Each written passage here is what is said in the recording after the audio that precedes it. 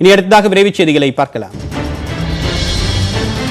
102 நாட்களுக்கு பிறகு இந்தியாவில் கொரோனா பாதிப்பு 40,000த்திற்கும் கீழ் குறைந்துள்ளது. கடந்த 24 மணி நேரத்தில் நாடு முழுவதும் 37,566 பேர் கொரோனா தொற்றால் பாதிக்கப்பட்டுள்ளனர். சிகிச்சைக்கு பிறகு 56,994 பேர் குணமடைந்துள்ளனர். இதனால் தொற்றிலிருந்து குணமடைந்தோர் விகிதம் 96.87% உயர்ந்துள்ளது. கொரோனாவால் ஏற்படும் தினசரி உயிரிழப்பு தொடர்ந்து 2வது நாளாக 1000த்திற்கும் குறைவாக பதிவாகியுள்ளது.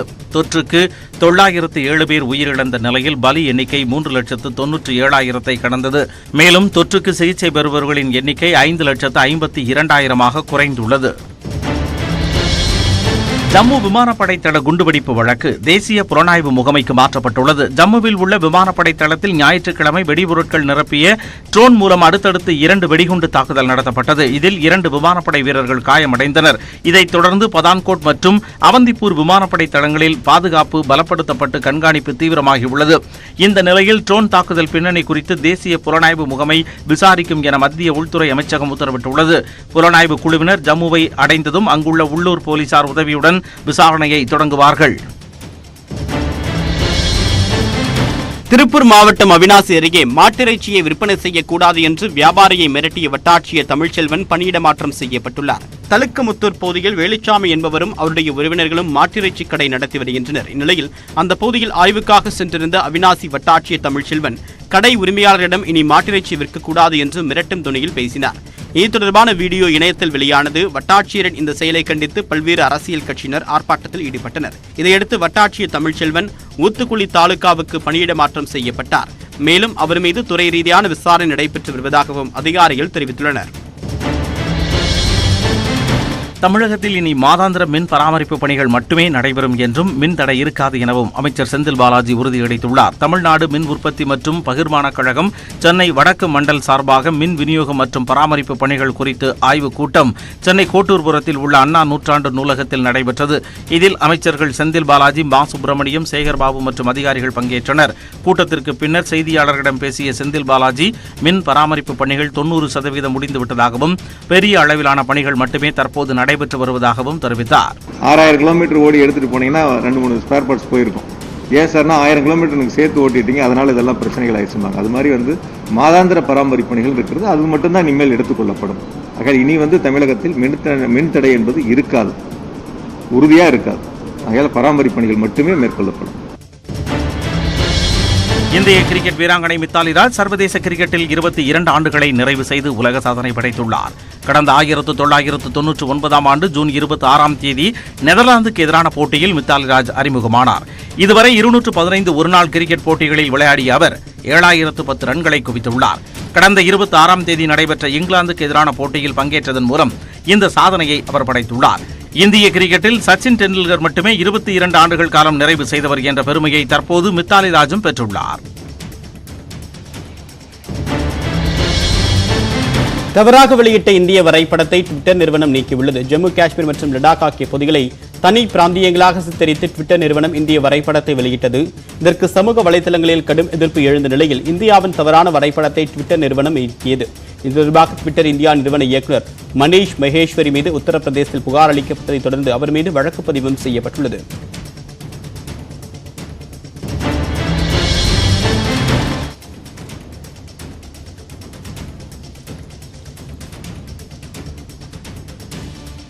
இந்தியாவில் கோவிஷீல்டு என்கிற பெயரில் தயாரிக்கப்படக்கூடிய அஸ்ட்ராஜெனிகா நிறுவனத்தின் கொரோனா தடுப்பூசியின் 2 டோஸ்களை 10 மாத இடைவெளியில் எடுத்துக் கொண்டால் எதிர்ப்பு சக்தி அதிகமாக இருப்பதாக ஆக்ஸ்போர்ட் பல்கலைக்கழக ஆய்வில் கூறப்பட்டுள்ளது.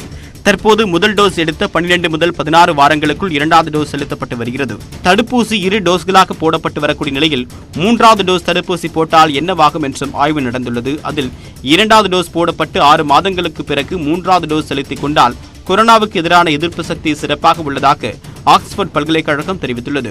ஏற்கனவே 4 முதல் 6 வார இடைவெளியில் 2 டோஸ்கள் போடப்பட்டு வந்த நிலையில் ஆய்வு முடிவுகளின் அடிப்படையில் அதனை 12 முதல் 16 வாரங்களாக மத்திய அரசு மாற்றியிருந்தது. தற்போது புதிய முடிவுகளின் அடிப்படையில் கோவிஷீல்டின் 2 தடுப்பூசிகளை போட்டுக் கொள்வதற்கான கால இடைவெளி அதிகரிக்கப்படுமா என்ற கேள்வியும் எழுந்துள்ளது. சென்னை அருகே அரிசி கடையில் உரிமையாளரை தாக்கி பணம் கொள்ளையடிக்கப்பட்ட சம்பவம் பரபரப்பை ஏற்படுத்தியுள்ளது. பூந்தமல்லியைச் சேர்ந்த சுந்தர்ராஜன் குமணஞ்சாவடியில் குன்றத்தூர் சாலையில் அரிசி கடை நடத்தி வருகிறார். கடையை மூடும் முன் கல்லாவில் இருந்த பணத்தை எண்ணிக்கொண்டிருந்தார். அப்போது அரிசி வாங்குவது போல் கடைக்குள் நுழைந்த மூவர் சுந்தர்ராஜனை கீழே தள்ளி தாக்கி கல்லாப்பட்டியில் இருந்த 50,000 ரூபாய் ரொக்கம் மற்றும் 2 செல்போன்களை அபகரித்துக் கொண்டு மோட்டார் சைக்கிளில் தப்பினர். காயமடைந்த சுந்தர்ராஜனின் அலறல் சத்தம் கேட்டு அக்கம் பக்கத்தில் இருந்தவர்கள் ஓடி வந்து அவரை மீட்டு தனியார் மருத்துவமனையில் சிகிச்சைக்காக அனுமதித்தனர். பூந்தமல்லி போலீசார் விசாரித்து வருகின்றனர். கன்னியாகுமரி மாவட்டம் ஆழிக்கால் கடற்கரை கிராமத்தில் கடல் நீர் ஊருக்குள் புகுந்ததால் பொதுமக்கள் கடும் சிரமத்திற்கு உள்ளாகியுள்ளனர்.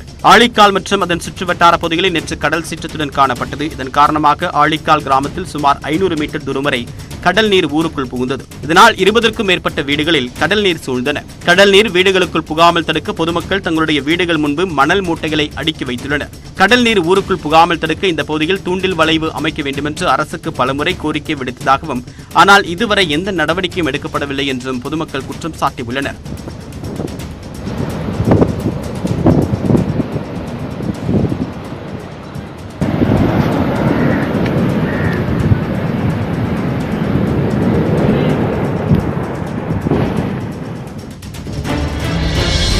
ராமநாதபுரம் மாவட்டம் கமுதியில் நகைக்கடை உரிமையாளரின் 70வது பிறந்த நாளுக்கு 70 வகையான சாப்பாட்டை சமைத்து குடும்பத்தினர் விருந்தளித்துள்ளனர்.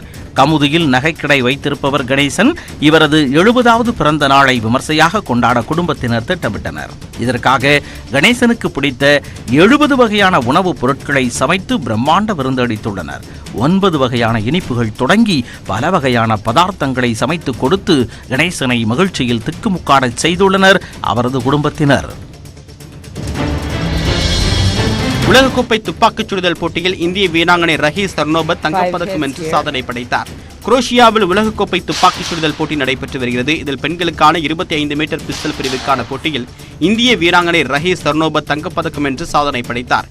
இந்த உலகக்கோப்பை போட்டியில் இந்தியாவின் முதல் தங்கப்பதக்கம் இதுவாகும். பிரான்ஸ் வீராங்கனை மத்தில்தே ரமோலே 31 புள்ளிகளுடன் வெள்ளிப்பதக்கத்தை கைப்பற்றினார். மிகவும் எதிர்பார்க்கப்பட்ட மற்றொரு இந்திய வீராங்கனை மனு பாக்கர் 7ஆம் இடத்திற்கு பின்தங்கி ஏமாற்றம் அளித்தார். Very impressive finals by the Indian representative Rahi Sarnobat. வடகொரிய அதிபர் கிம் ஜாங் உன் உடல் எடையை இழந்த நிலையில் வலம் வரும் வீடியோ காட்சி வாதப் பொருளாக மாறியுள்ளது. அதிபர் கிம் ஜாங் உன் பிப்ரவரி மாதத்திற்கு பிறகு பொது நிகழ்ச்சியில் பங்கேற்பதை தவிர்த்து வந்தார். இதனால் அவரை பற்றி பல்வேறு யூகங்கள் வெளியாகின. இந்நிலையில் அவர் கடந்த 6ஆம் தேதி முதல் முறையாக பொது நிகழ்ச்சி ஒன்றில் கலந்து கொண்ட வீடியோ வெளியாகியுள்ளது.